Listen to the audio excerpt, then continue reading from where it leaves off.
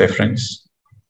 So let me share the screen. So in the process of silence, when you practice Mouna, the more you practice Mouna, the more you have this ability to have a deep listening. What is deep listening?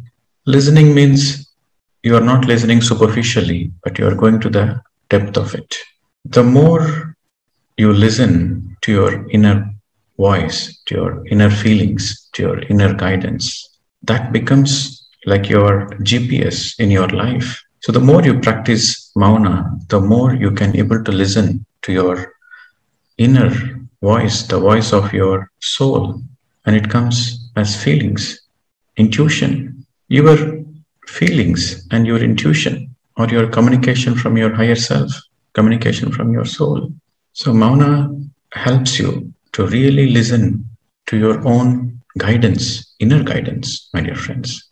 So that deep listening of the self, from the self happens. And the more and more you are in Mouna, you realize that there is no need to speak unnecessarily. Your speech becomes more controlled. You know when to speak, when not to speak. Most of the time, we unnecessarily open the mouth where there is no need. So the more you practice silence, the more you understand that you lose energy. Whenever you open the mouth, you are spending energy. You are losing energy. So you will be very careful in what kind of words you will be using and how much you are speaking. You would have noticed during the practice of silence, you feel more energy. You don't feel much hunger. But immediately after you come out of Mouna, you start speaking, you notice that the energy goes down. So that's when you realize, wow, there's so much energy I'm spending unnecessarily speaking. You speak necessary things. You speak beautiful things. You don't lose energy. But you speak unnecessarily, then you lose a lot of energy. And then you are no more. Also, you will realize that you are no more in a reactive mode. Most of the people, they are in the reactive mode. Somebody says something, they immediately react and they immediately open their mouth. So you are no more in the reactive mode.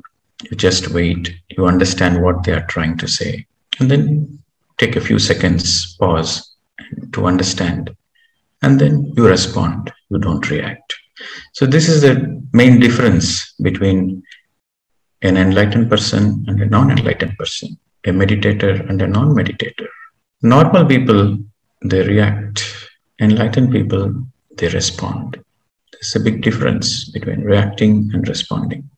Responding means you understand the situation, and based on the situation, you respond to the situation. But you are no more helpless. When you are responding, you are in your strength. You are in your strength. With your strength, you respond.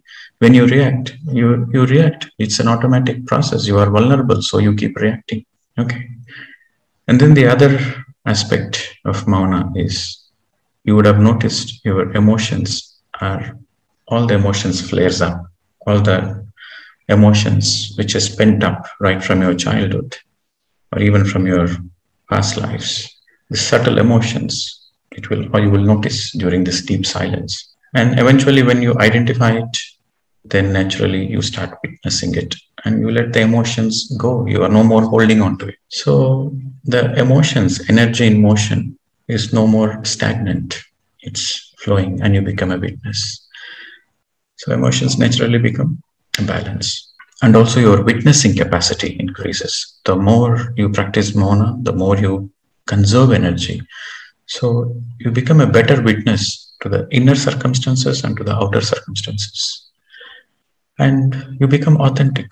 That is very important. You don't speak to please others. You will never open your mouth to please others. You will speak authentically. What is in your heart, you will speak. That is authenticity. So you are no more acting. You become authentic. What you are, so are your words. So you have practiced 2 days, but if you want these benefits, then you have to make it as a regular practice in your life. Every week, 1 day. And whenever you have a time, once in a year, once in 6 months, go for silence retreat. Once you get to the beauty of it, once you get to the art of it, art of the silence, art of Mouna, then it's a cup of tea. So if you can practice once in a week, that will be very, very great. And whenever you have a time, You can go for silence retreats, go to the nature, go to the forest camps, go to some ashrams and practice intensely for 1 week, 2 weeks. Then you get the depth of what the real Mouna can give you to transform your life.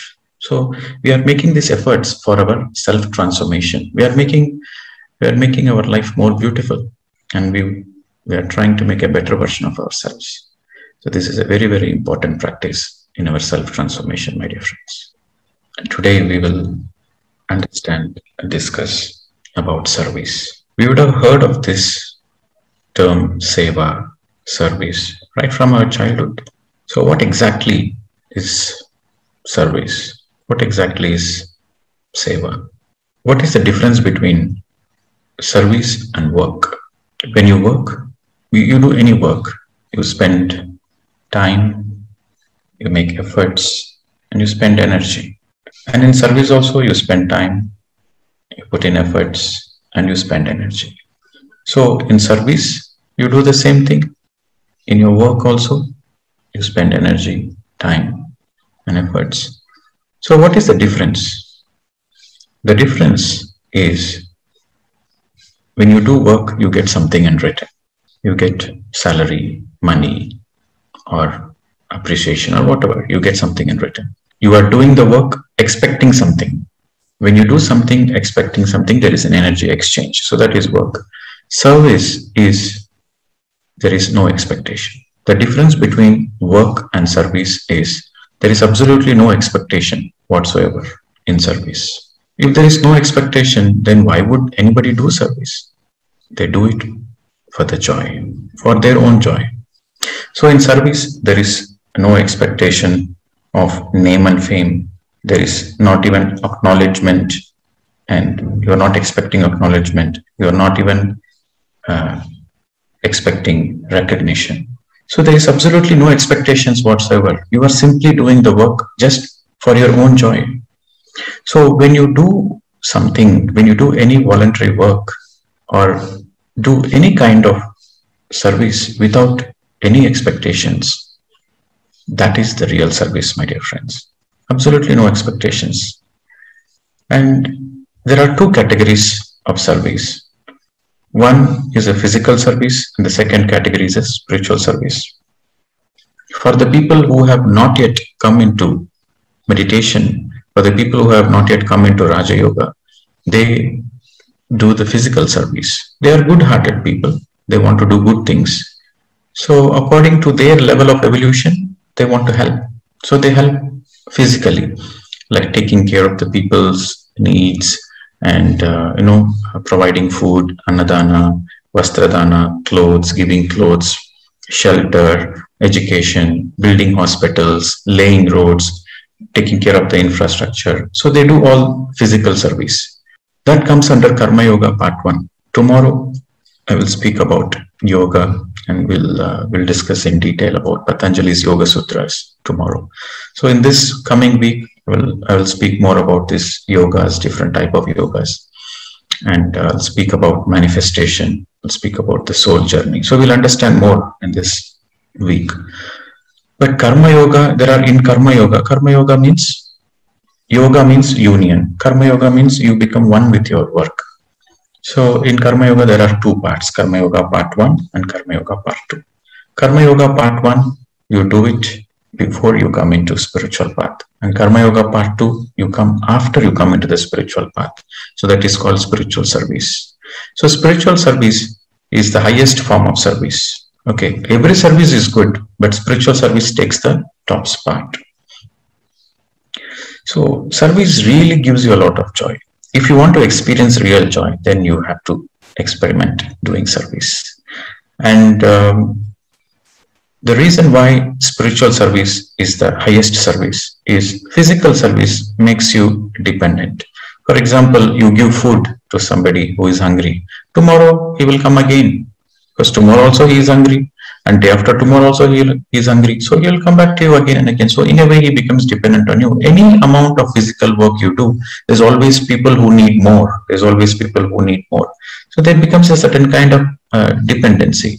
And whatever you help is only temporary. Whether you give clothes, food, medicines, anything you give, it serves him only temporary. But spiritual service is you are making him take his own responsibility and making him realize his own self. So you make him understand the spiritual laws, you make him understand law of karma, you teach him spiritual science, you teach him meditation. So he becomes a master, he becomes an independent person, and he is no more dependent on you. So spiritual service enables a person to become independent, and physical service, there is always a possibility of dependency. So that's the reason the spiritual service is the highest.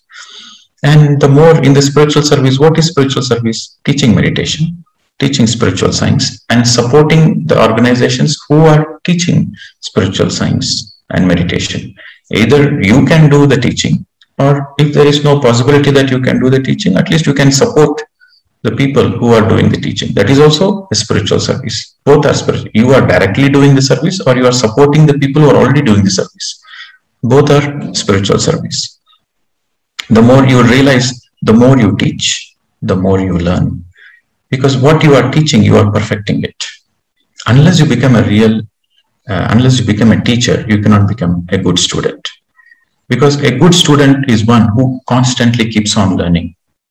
A good student is one who constantly keeps learning. So the more you teach, the more you keep learning, so you become a good student. And the more you are better in learning, the more you become a better teacher in teaching. So only a good learner can be a good teacher. So teaching is the best way of learning, my dear friends. And there are fundamentally three categories of service people.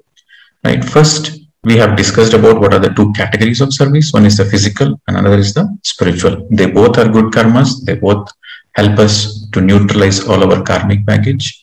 But among the physical and spiritual takes the highest spot. So there are three categories of people who want to do service. There's the first category, the people with service intent. The second category is service oriented. And the third category is the perfect masters of service. So let us go in detail and understand. So the first category of the people, they have the good intentions to do service, but they take care of their family responsibilities first, and whatever the entertainment, whatever their personal pleasures. So they take care of all those things first. So after they take care of their family, their personal lives, like going to movies, going for holidays, so they make sure they are fully enjoying their life. There is no compromise. So they fully utilize their lives for their personal pleasures and taking care of the family and family needs. In spite of doing all those things, they have a little bit of spare time. So in that spare time, they want to do good things to others. Like for example, if they are a musician, they want to teach music for free to the people, to the students around their neighborhood.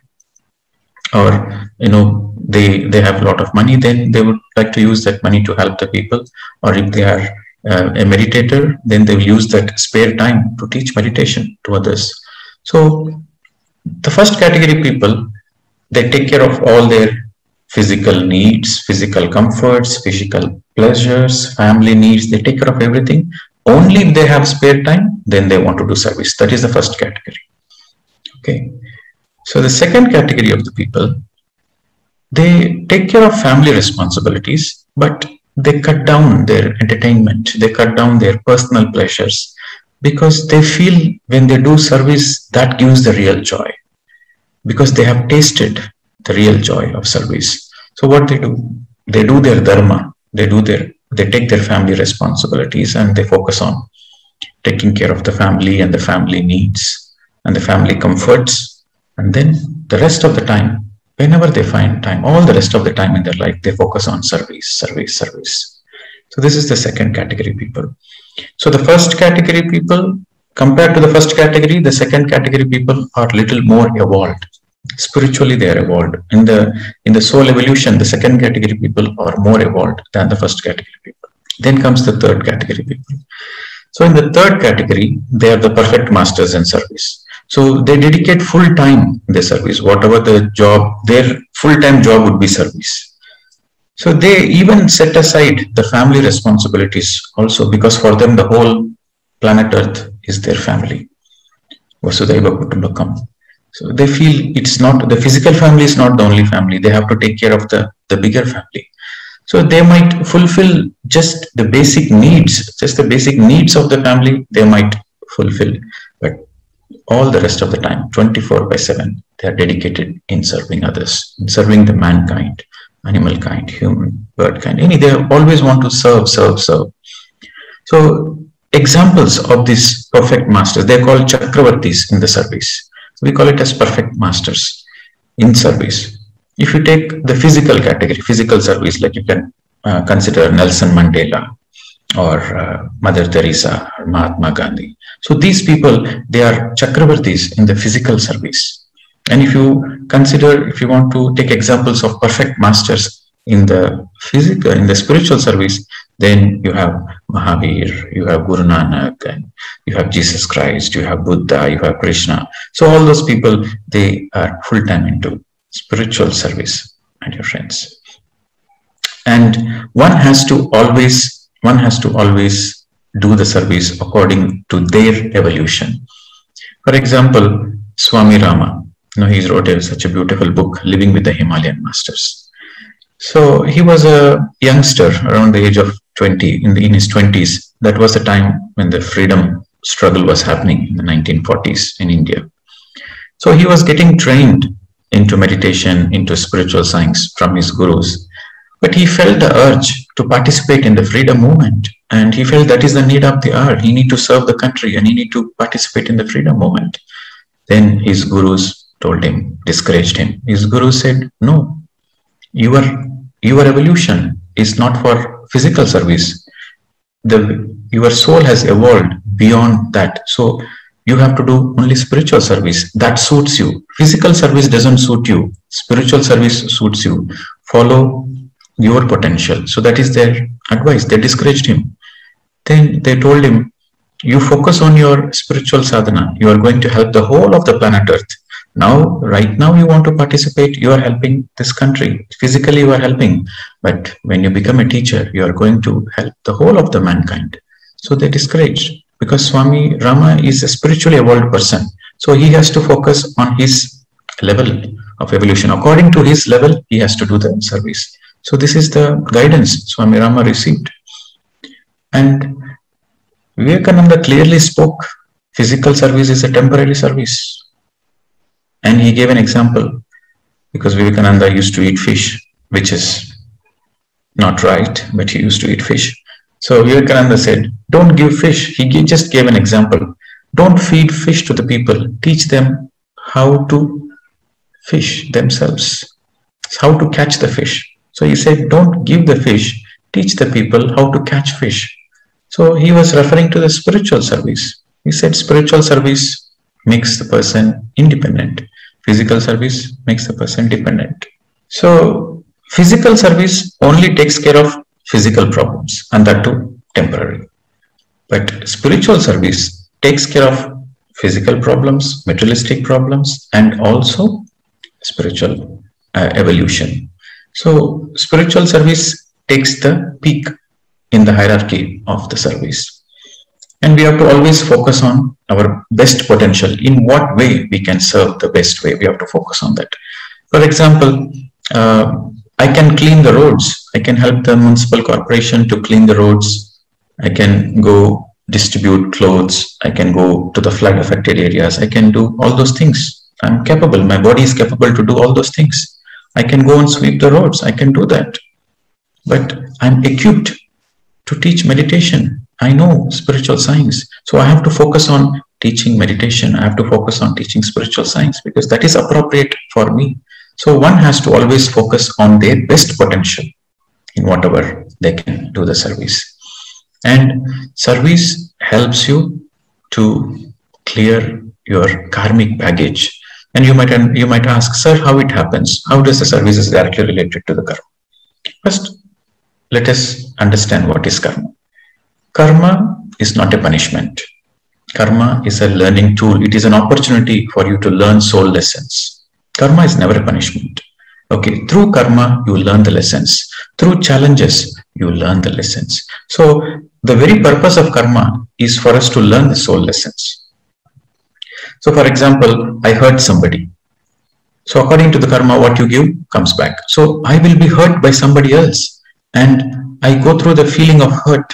So when I experience hurt, I realize how painful it is. So I decide, okay, next time I don't want to give this pain to anybody because I know how painful it is. So I don't want to give this pain to another person.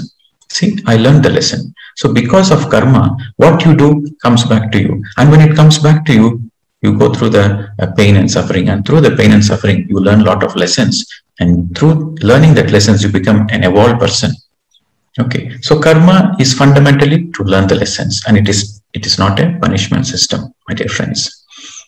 So we would have done many bad karmas in all our past lives. In the beginning of the soul evolution, when you are an infant soul, baby soul, young soul, your focus is only on survival and domination and money, name and fame.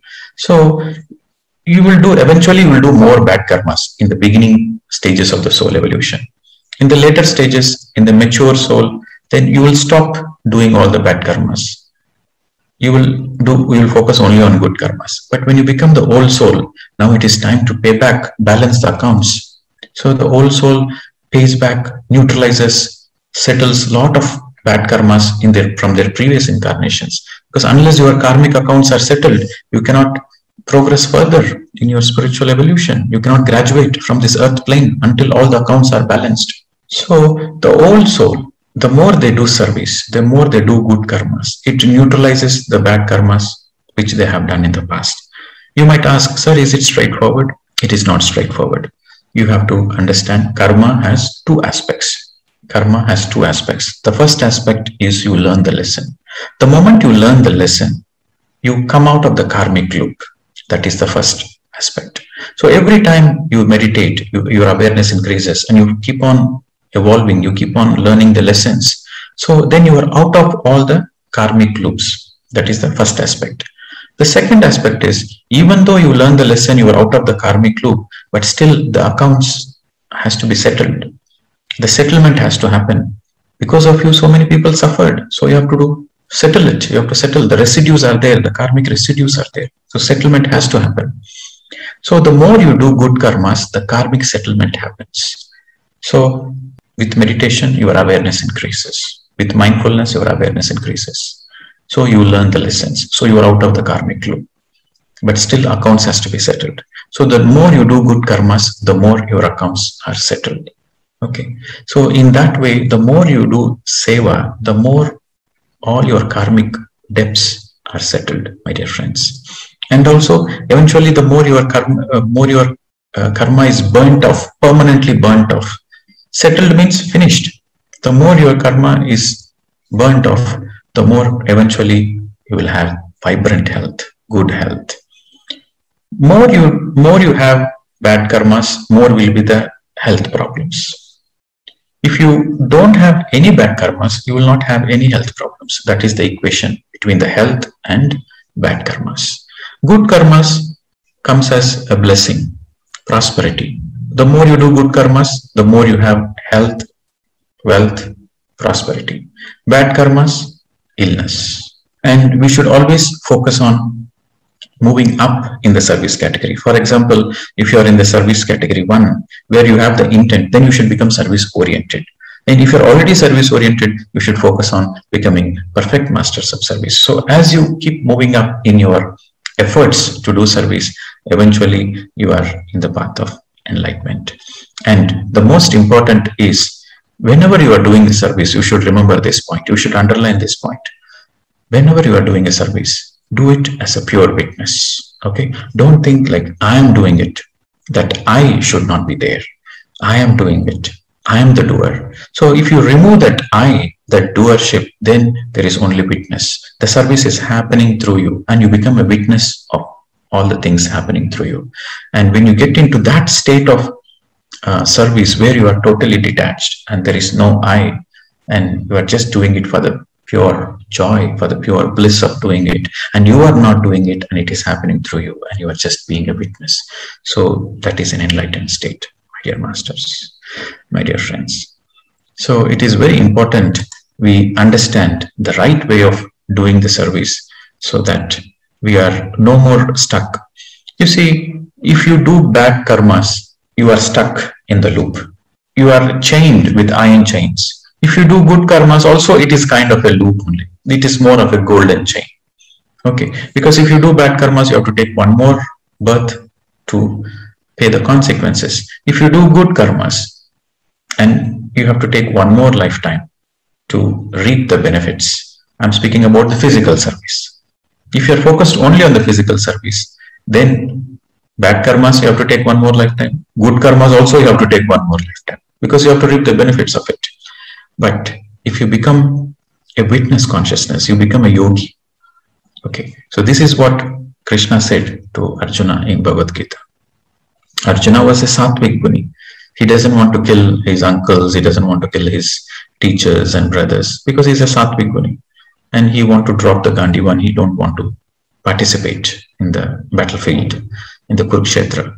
So then Krishna gave the Gita and said, Arjun, hey Arjun, you don't speak too much, you don't know anything about you. I know everything about you and I know everything about myself. Unless you become a yogi, you cannot come out of this chain of life and death. He said, yes, you want to do good things. With the good things, you can go to Brahmalokas, but you have to come back again. Even if you go to Brahmalokas, you have to come back, you have to reincarnate again. Unless you go to Satyalokas, then there is no more life. That will be the last life. So you have to go to the Satyalokas. So be a yogi. So that is his statement. Hey Arjun, be a yogi. So when you meditate, when you become a yogi, then you come out of this attachment. I am doing it. So you come out of both good and bad. You will start doing spiritual service, and then you will not have the identity that I am doing it. You become a witness, a pure Sakshi Bhav. So in that state, that becomes the final lifetime. So it's a very big subject. Law of karma is a very big subject. Maybe we will cover it at some point of time. But the most important point to understand is whatever the best you can do, you serve others. That will help in balancing your karmic account. And do it not for the sake of others. Do it not feeling pity. The most important is you should not do service feeling pity. That is worst kind of service. Never feel pity on anybody and do the service. God created everybody the same. If you feel pity, that means you are insulting God. You think you are a little superior. You think you are in a better position. You feel pity on the other persons. No, God created everybody the same. We are all the same. Don't never put yourself in the pedestal and feel pity on others. Everybody is paying their own karmas and everybody is God. So you should understand that everybody is God and never feel pity on anybody and do the service for your joy. So you have to underline, never do any service out of pity. Always do service for your own joy. You should underline this statement, and that is the right service. And no expectations whatsoever.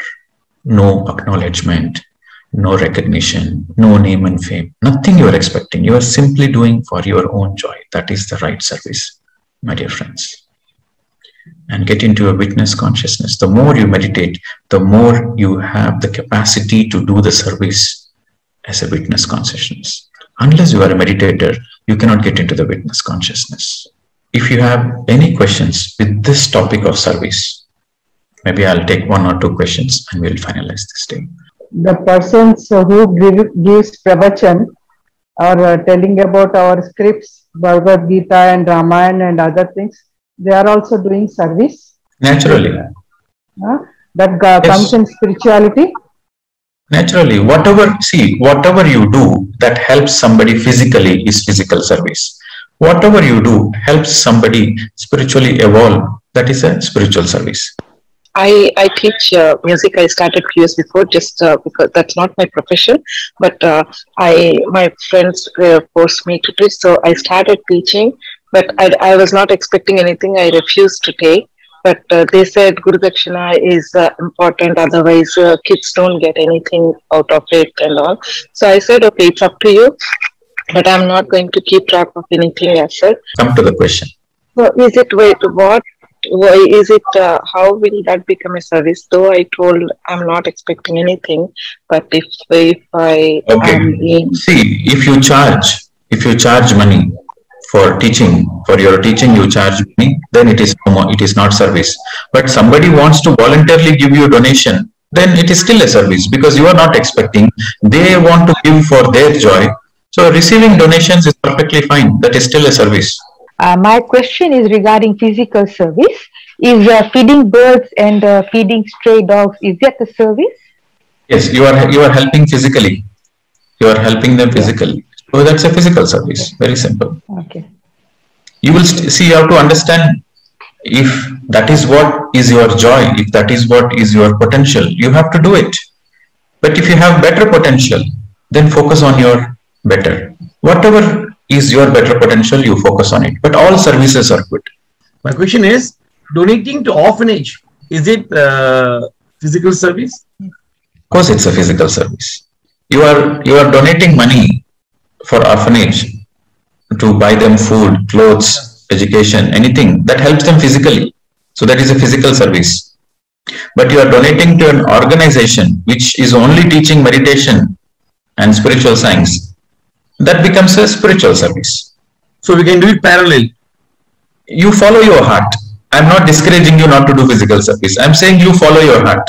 But you do your potential, you do your best. Whatever your heart says, you follow it. Thank you. All services are good, but comparatively, spiritual service takes the top spot.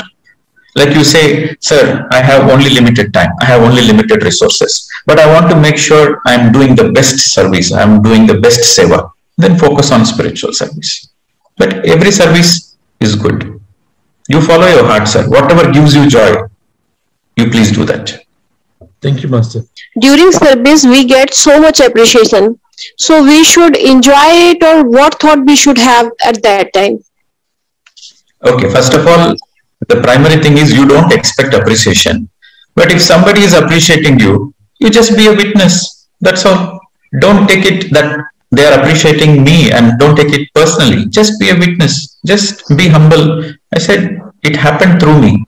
Just say, I didn't do Baba, it happened through me. That's all. Okay, so just get into that humbleness and witness consciousness. What really, I feel very happy when someone says it's too good. Of course, everybody feels happy. Somebody appreciates, everybody feels happy. You should feel happy. There is nothing wrong in feeling happy. There is nothing wrong in feeling happy. But just understand the truth. You have been as a vehicle, that's all. Don't get into that I am doing it.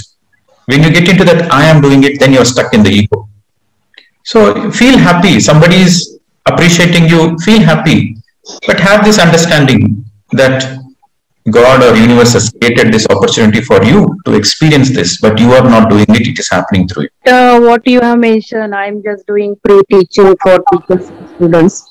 But sometimes they only say if you are doing this valueless or priceless or without money, there is no value. People take it very lightly. You stick on to the truth, madam. Don't stick on to the people's opinions. Stick on to the truth.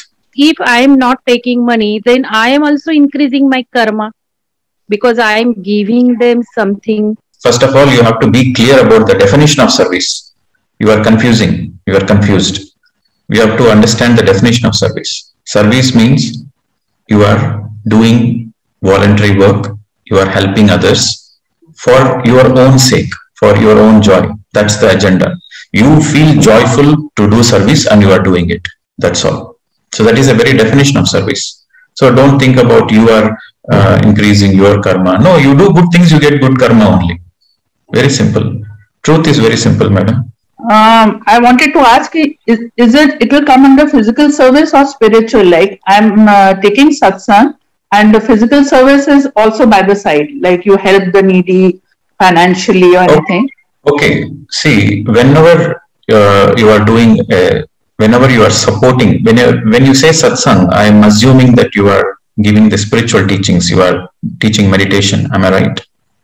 Yeah, meditation as well as we get Vani from our Guru, written Vani, which is based on... That is fine. That is fine. That comes under spiritual service only.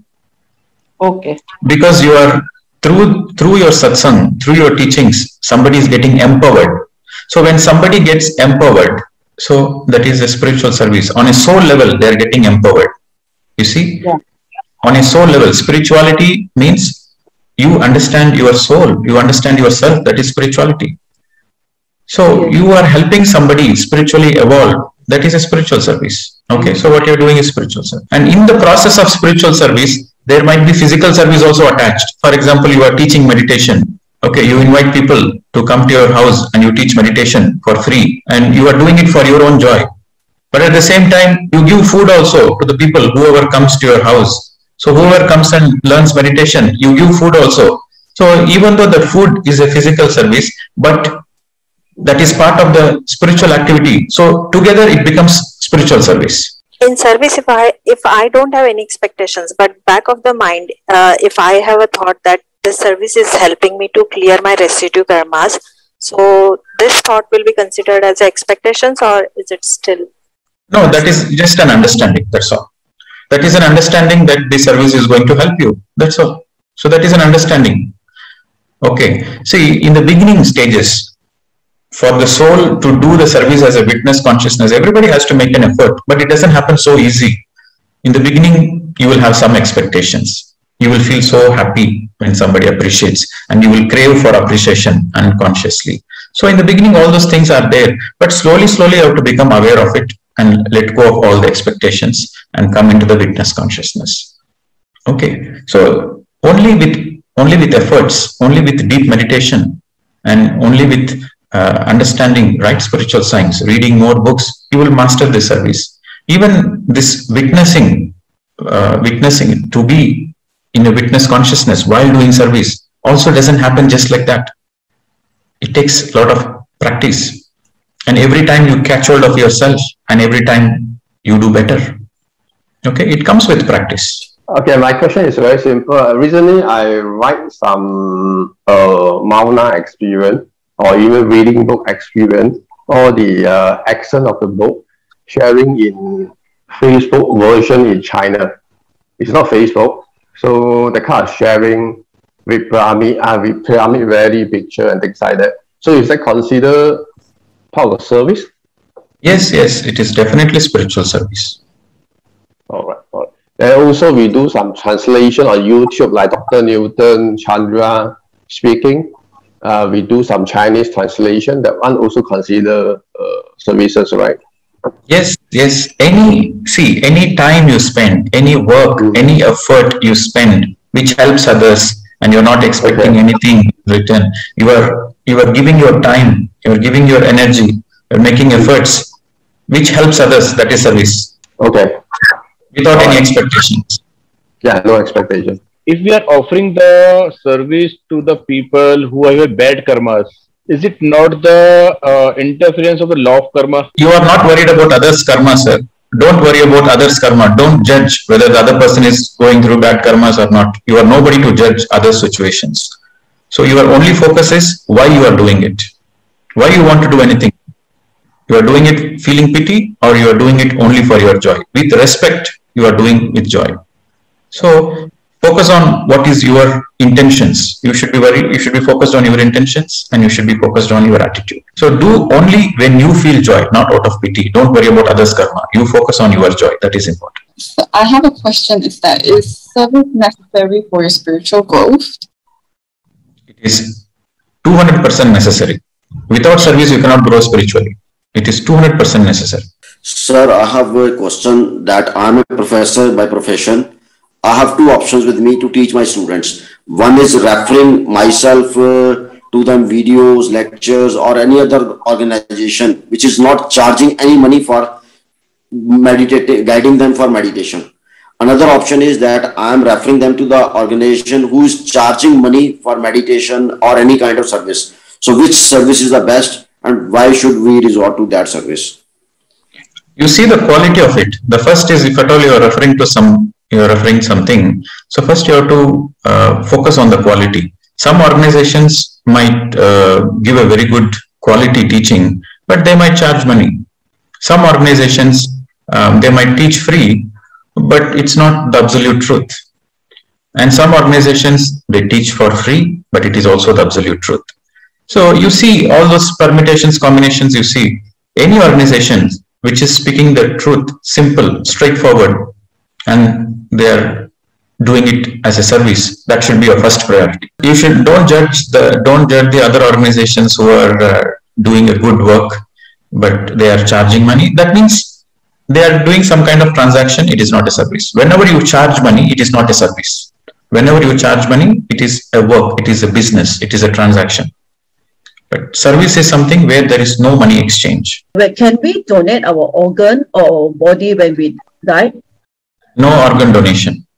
No organ. How about no this? Organ. Because I read about the Silent Mentor program. What is your opinion on it? That is donating your body for medical research. Yeah, whatever. See, you have to understand karma. See, at the end of the day, you have your own choice. Whatever you want to do, you can do. But if you want to understand the truth, if you want to understand the consequences, you want to understand the truth behind your actions, then you have to do a little more research and you have to do more meditation. Then only you will be able to understand the karmic effects. See, our karma is stored in our etheric body, and every organ is surrounded with etheric layers, energy tubes. So every organ is associated with a certain karmic energy field. And when you are donating your organ, so your karmic field is getting interfered with another's karmic field. So there is a lot of karmic exchange, a lot of karmic baggage gets exchanged because of this organ donation. So this is from the spiritual perspective. But from the physical perspective, yes, all the governments, all the doctors, and they encourage. But I'm speaking from the spiritual perspective. You follow your own guidance. If you ask me from the spiritual perspective, there should be no organ donation because it will interfere in the karma. But you follow your heart.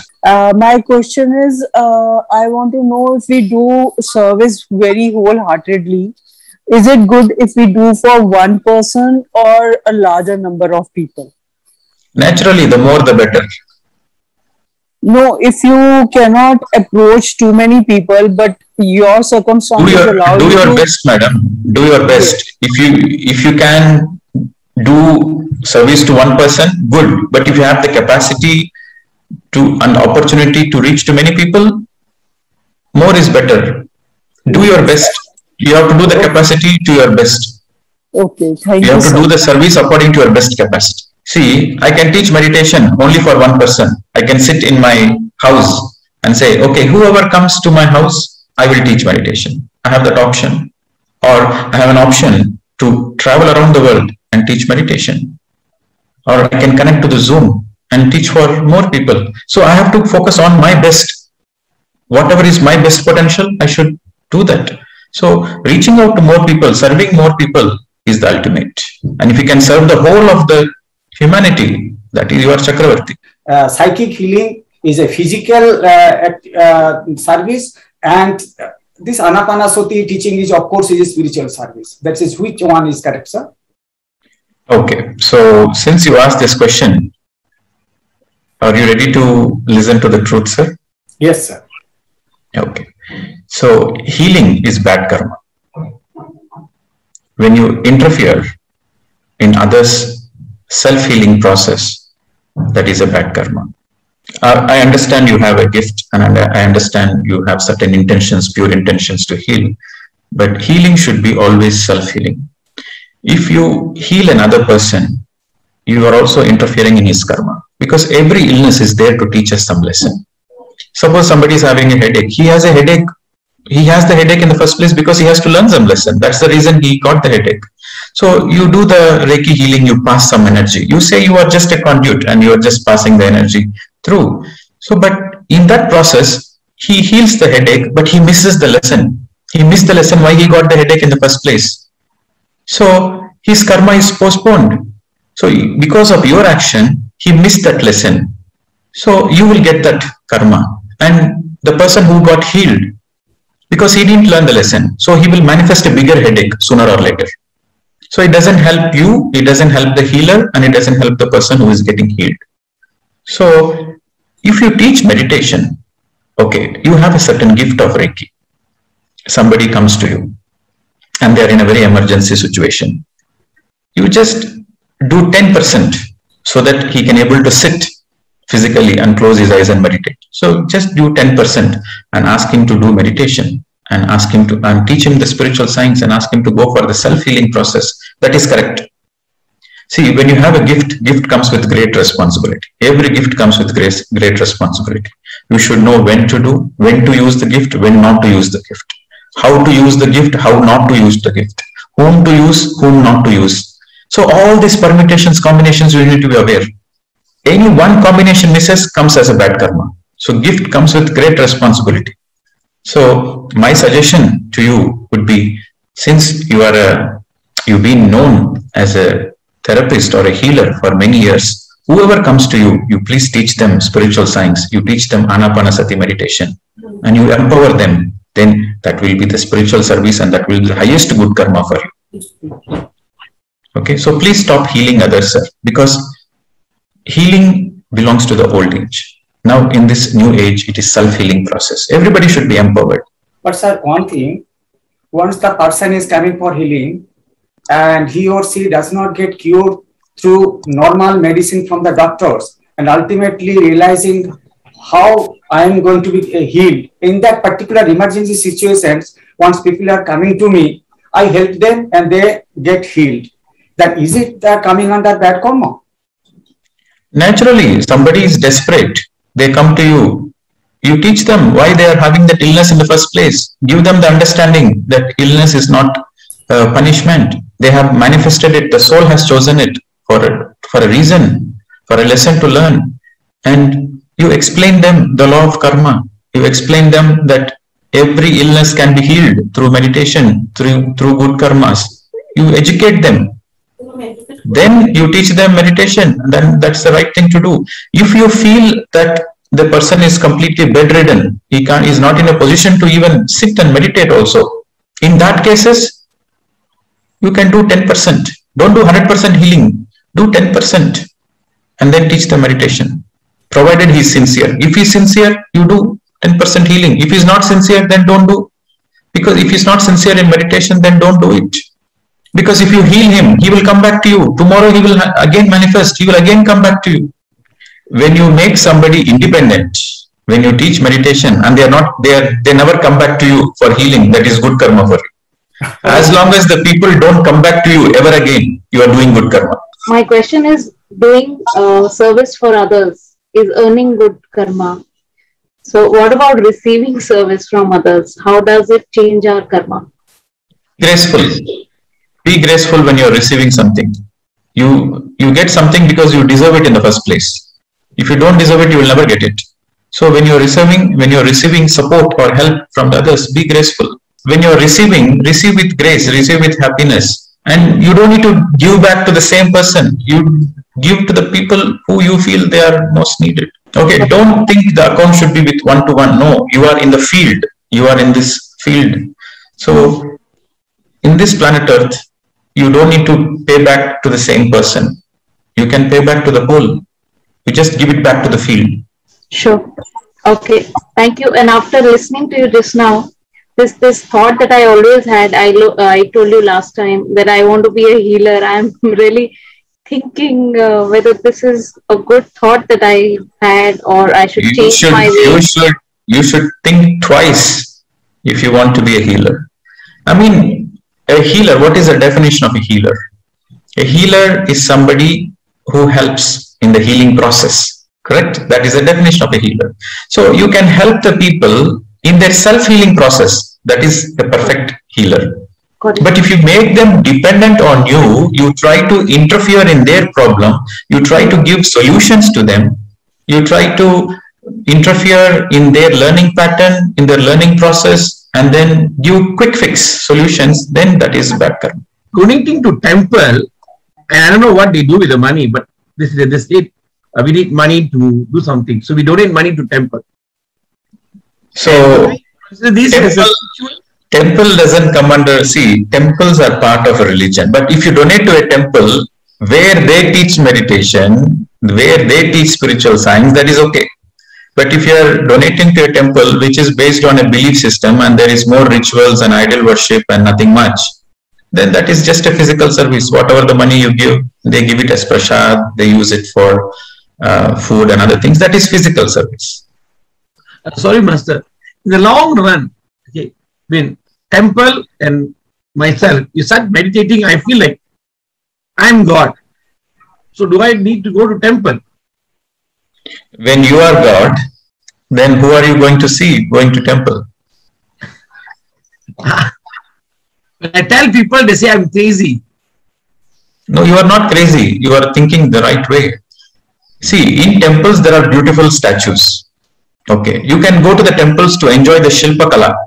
There are beautiful statues in temples, but there is no God. God is inside you. God is not in the statue. Of course, God is everywhere, but primarily you are God. Tatvamasi, you are that you are God and everybody around you is God. So in temple, there is a beautiful statue. You can enjoy the art, you can enjoy the sculpture, you can enjoy the fragrance, you can enjoy the prasad, all those things physically you can enjoy, but God is inside you. That is the truth. I hope you got all the answers and integrated this service. And once again, I emphasize, it is very essential. Service is very important for your own spiritual evolution, and do it wholeheartedly. You are doing it for your joy. Unless you do service, you really don't know what joy it gives you. Okay.